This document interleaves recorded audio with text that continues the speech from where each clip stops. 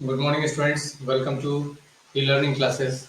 Today we are going to learn about chapter number 15, which is polygon. So before learning polygon, we will learn some terms. So what are those some terms? So the first term is straight line. A straight line. So समझेंगे हम लोग कि ये straight line क्या होता है. तो straight line जब भी हम स्केल से यूजिंग अ स्केल, ये स्केल है and this is a pencil, ठीक है. स्केल से जब भी हम किसी पॉइंट ए से पॉइंट बी पे, ठीक है, यदि हम ड्रॉ करते हैं, इफ वी ड्रॉ समथिंग, ठीक है, ठीक है, if we sketch a figure from point A से पॉइंट बी, अगर पेंसिल को मूव करते हैं तो जो फिगर बनता है that figure is something like this, which is known as a straight line. ठीक है. तो यूजिंग स्केल एंड पेंसिल से जिस तरीके का फिगर बनाते हैं by moving a pencil along the side of this scale, then that figure is known as a straight line. उसके बाद नेक्स्ट टर्म है कर्व. ठीक है. कर्व क्या होता है? सपोज दैट ये 1 रुपए का कॉइन है, this is a 1 rupee coin, ठीक है. और यदि इस 1 रुपए के कॉइन के ठीक इस साइड, ठीक इसके बाउंड्री में, ठीक है, इसके बाउंड्री में यदि हम इस पेंसिल को मूव करें तो जो मेरा फिगर बनेगा वो इस टाइप का फिगर बनेगा and this figure is known as a curve. So coin के साइड के अलोंग पेंसिल को यदि मूव करते हैं, मूव करने पर जिस तरीके का जो फिगर हमें मिलता है वो फिगर कर्व कहलाता है. अब ये कर्व कितने टाइप्स के होते हैं? ये कर्व होते हैं 2 टाइप्स के. ठीक है. Curve are of 2 types. 2 types के कर्व होते हैं. पहला होता है क्लोज्ड कर्व, दूसरा होता है ओपन कर्व. ये ओपन कर्व क्या होता है और क्लोज कर्व क्या होता है देखेंगे. वैसा फिगर जो एक पॉइंट से शुरू होता है, ठीक है, सपोज यहां से स्टार्ट हुआ और यहीं पे जाके खत्म हुआ. अब close curve is a curve which starts at the same point and ends at the same point, और which start and ends at the same point. यदि कोई कर्व एक ही पॉइंट से स्टार्ट होता है और वहीं पे आके मिल जाता है, सपोज है यहाँ से स्टार्ट हुआ और इस तरीके से आके यहीं पे मिल गया, ठीक है, तो दैट इज अ कर्व. ये कर्व, ठीक है, ये सारे कर्व के एग्जांपल है. यहाँ से स्टार्ट हुआ और यहाँ पे आके वापस मिल गया, कर्व है. ठीक है. ये ट्रायंगल यहाँ से स्टार्ट हुआ, यहाँ पे आके मिल गया, तो कर्व है. तो कहने का मतलब कि वैसा कर्व जो कि जिस पॉइंट से स्टार्ट होता है उसी पॉइंट पे आके एंड हो जाता है, then that curve is a close curve. Open curve क्या होता है? स्टार्ट सपोज है यहाँ से हुआ, इस पॉइंट से स्टार्ट करते हैं, यहाँ से स्टार्टिंग पॉइंट है, तो यहाँ पे एंड यहाँ पे आके हुआ, ठीक है, तो ये ओपन कर्व हो गया. या सपोज है यहाँ से स्टार्ट हुआ, ऐसे गया, इस तरह से गया और यहाँ पे आ गया, तो ये ओपन कर्व हो गया. ठीक है. ये भी ओपन कर्व का एग्जांपल है. इस तरीके से यहाँ स्टार्ट हुआ, एंड यहाँ हुआ. ठीक है. तो देखो स्टार्टिंग पॉइंट यहाँ है, एंडिंग पॉइंट यहाँ है, तो अलग अलग है स्टार्टिंग और एंडिंग पॉइंट. तो इसलिए ये कर्व कैसा कहलाएगा? इस टाइप का कर्व कहलाएगा ओपन कर्व. ठीक है. ये ओपन कर्व होता है. अब इसी में एक टाइप आता है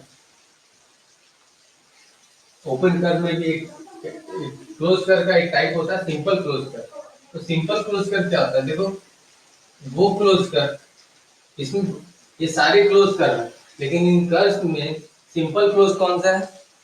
वो क्लोज कर्व जो अपने आप को, जब भी हम ड्रॉ करते हैं तो अपने आप को इटसेल्फ को इंटरसेक्ट नहीं करता. जैसे मान लो इस कर्व को हम यहाँ से बना रहे हैं, ये वापस से जब यहाँ से आ रहा है तो इस पॉइंट पे देखो इंटरसेक्ट कर रहा है. ये भी जब कर्व को ड्रॉ कर रहे हैं तो वापस से रिटर्निंग टाइम देखो यहाँ पे क्या किया, अपने आप को इंटरसेक्ट किया. तो वो कर्व, वो क्लोज कर्व जो अपने आप को इंटरसेक्ट नहीं करता, जैसे यहाँ पे इसको ड्रॉ किए तो कहीं भी इंटरसेक्ट नहीं किया, तो वो कर्व कहलाता है सिंपल क्लोज कर्व। तो ये दोनों कर्व कहलाएंगे क्या? Simple close curve. कहने का मतलब कि a closed curve which do not intersect itself is known as simple closed curve। ठीक है, ये दोनों सिंपल क्लोज कर्व होंगे और ये दोनों सिंपल क्लोज नहीं होंगे। ठीक है, अब इसके बाद आता है पॉलीगॉन। ठीक है, तो पॉलीगॉन क्या होता है? सिंपल क्लोज कर्व हम लोग समझ गए। तो पॉलीगॉन क्या होता है? Polygon is a simple close curve. ये भी एक सिंपल क्लोज कर्व है। Simple close curve which is made up of only line segment. जो कि किसका बना होता है? सिर्फ लाइन सेगमेंट्स का बना होता है। ठीक है, a simple close curve made up of only line segment. So यदि तीन लाइन सेगमेंट को मिला के, एक दो तीन, तीन लाइन सेगमेंट को मिला के जो कर्व बनता है उसे हम ट्रायंगल कहते हैं। चार लाइन सेगमेंट को मिला करके जो कर्व बनता है उसे हम क्वाड्रिलेटरल कहते हैं। फोर लाइन सेगमेंट को, फाइव लाइन सेगमेंट को जो मिला के जो कर्व बनता है, देखो एक दो तीन चार पांच, फाइव लाइन सेगमेंट को मिला के जो पॉलीगॉन बनेगा उसे हम क्या बोलेंगे? पेंटागन।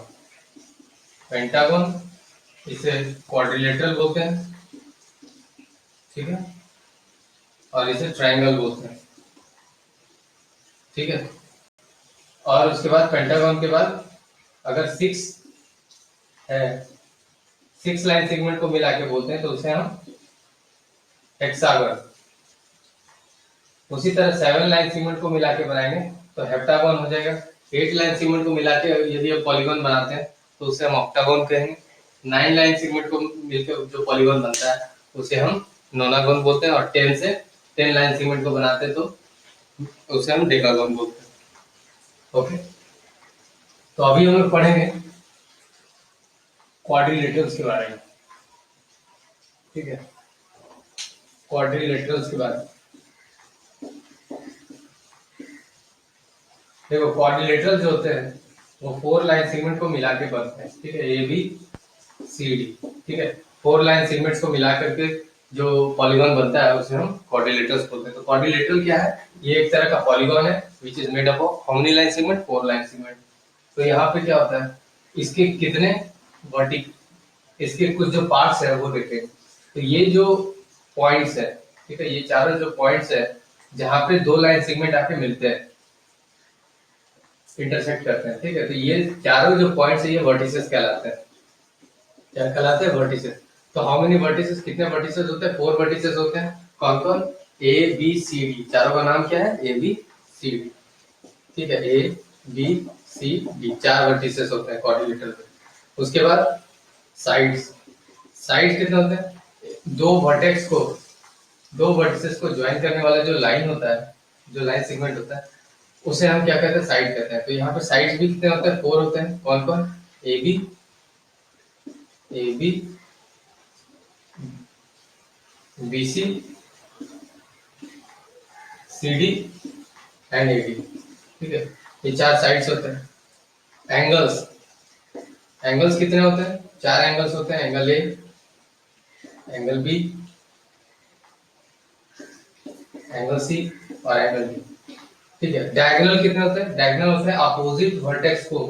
ठीक है, ये ए और सी अपोजिट वर्टेक्स है, वर्टिसेस है, और B D opposite. Opposite vertices को ज्वाइन करने वाला जो लाइन सेगमेंट होता है तो वो डायगोनल कहलाता है। तो कितने डायगोनल्स होते हैं? डायगोनल्स दो होते हैं। कौन कौन? ए सी और बी डी। इस केस में यहाँ पे डायगोनल्स दो है।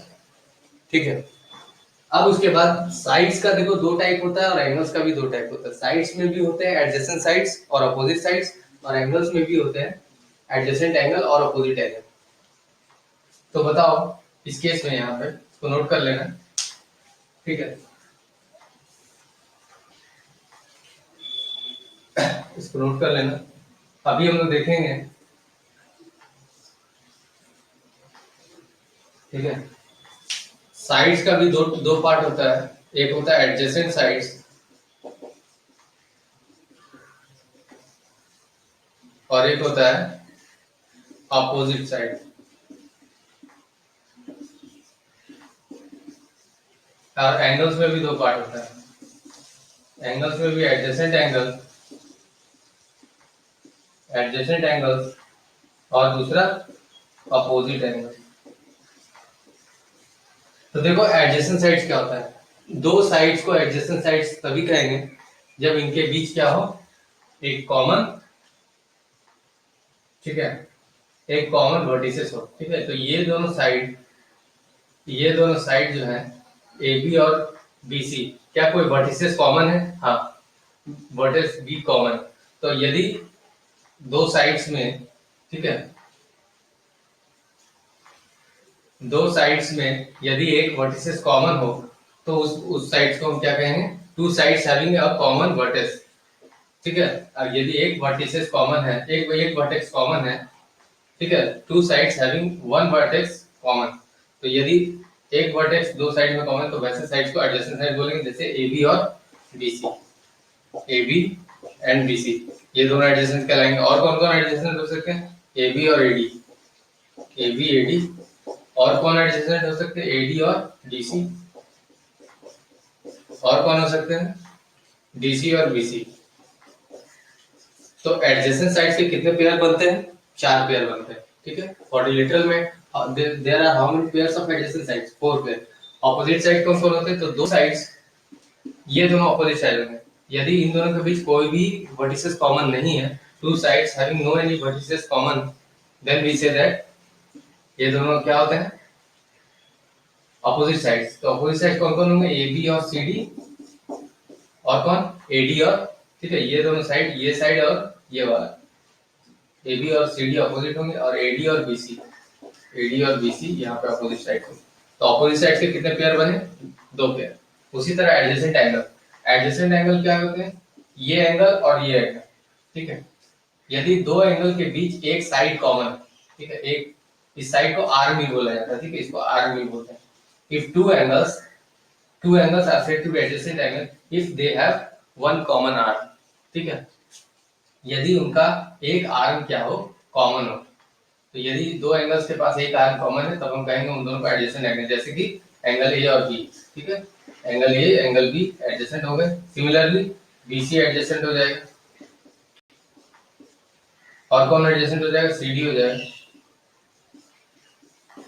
और कौन है? एडी हो जाएगा, एंगल ए एंगल डी, ठीक है। ये चारों एंगल्स एडजेसेंट। तो एडजेसेंट एंगल्स के कितने पेयर बने क्वाड्रिलेटरल में? चार पेयर। और अपोजिट कौन होंगे? ये वाला ए और सी। तो ये दो एंगल अपोजिट होंगे यदि इन दोनों के बीच कोई भी आर्म कॉमन नहीं है। Two angles are said to be opposite angle if they have no any arm common between them, ठीक है। तो angle A angle C opposite हो जाएगा इधर, और एंगल बी और डी अपोजिट हो जाएगा, ठीक है। तो ये जो पेयर बने, ये दो पेयर ऑपोजिट एंगल्स के बने, तो ठीक है। तो ये था क्वाड्रिलेटरल में कॉन्सेप्ट। और अभी now you can start solving the exam exercises. Exercise 15 अभी सबको सॉल्व करना है। Okay students, thanks for watching the video.